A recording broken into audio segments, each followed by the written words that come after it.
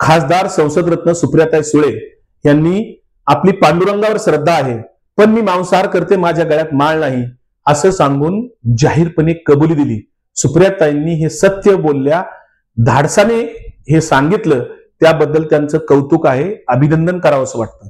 कारण ही हिंमत भारतीय जनता पार्टीचा एकही प्रमुख नेता सांगणार नाही. देवेंद्र फडणवीसांनी स्वतः मासे अंडी खातो किंवा नाही हे जरा जाहीरपणे सांगण्याची हिंमत दाखवावी. मी त्याबद्दल त्यांना जाहीरपणे 1001 रुपयाचा सत्य बोलल्याबद्दल चेक बक्षीस म्हणून पाठवणार. हीच हिंमत भारतीय जनता पार्टीच्या सगळ्या नेत्यांनी, देवेंद्र फडणवीस, नितीन गडकरींपासून भारतीय जनता पार्टीच्या सगळ्या आमदार खासदारांनी, शिवाय एकनाथ शिंदेच्या सगळ्या आमदार खासदारांनी, स्वतः एकनाथ शिंदेंनी ही हिंमत दाखवावी. होय, आम्ही मांसाहार करतो की नाही करतो. नितेश राणे, गोपीचंद पडळकर, तुम्ही सुद्धा धाडस दाखवा, 1000 रुपये बक्षीस मिळवा. अरे भारतामध्ये 85-80% लोक मांसाहार करतात कधी ना कधी. ईशान्य भारतामध्ये मांसाहार करतात. गोव्यामध्ये गोवंशबंदी कायदा असला तर तिथे गोमांस खाणारे लोक कोण आहेत? जरा गोव्याच्या मुख्यमंत्र्यांना, भारतीय जनता पार्टीला विचारा.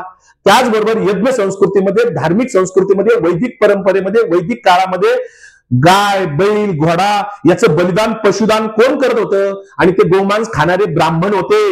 हे नाकारू शकत नाही. तुम्ही आताही चेक करू शकता. मनुस्मृतीमध्ये अध्याय 5 मध्ये मांसाहाराला परवानगी दिलेली आहे.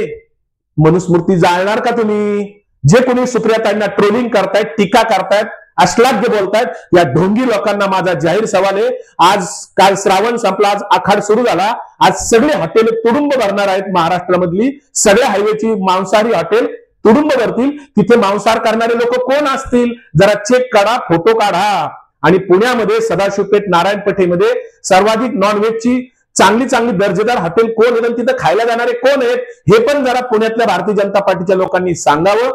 जर सुप्रियाताईंसारखं धाडस भारतीय जनता पार्टी महायुतीच्या प्रमुख नेत्यांनी दाखवलं तर त्यांना माझं बक्षीस आहे. पण ढोंगीपणा बंद करा. सोशल मीडियाच्या भाऊ गर्दीत विश्वासार्हतेने चकाकणारे नाव म्हणजे लेट्सअप मराठी. सगळ्यांना, सगळ्या नागरिकांना ती स्पीच, लेट्सअप वरील मुलाखती म्हणजे विचारांचा खजिना. त्यानंतरच्या निवडणुकीमध्ये मला सोडून गेले.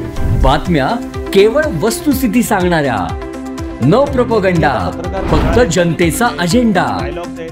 क्योंकि आने वाला कल जाने वाला है, जाने वाला कल आने वाला है. राजकारण, मनोरंजन असो की क्रीडा क्षेत्र, महाराष्ट्राची स्पंदने संवेदनशीलतेने टिपणारे माध्यम म्हणजे लेट्सअप मराठी. जगासोबत एक पाऊल पुढे राहण्यासाठी लेट्सअपचे ॲप, सोशल मीडिया आणि वेबसाईट सोबत कनेक्टेड रहा.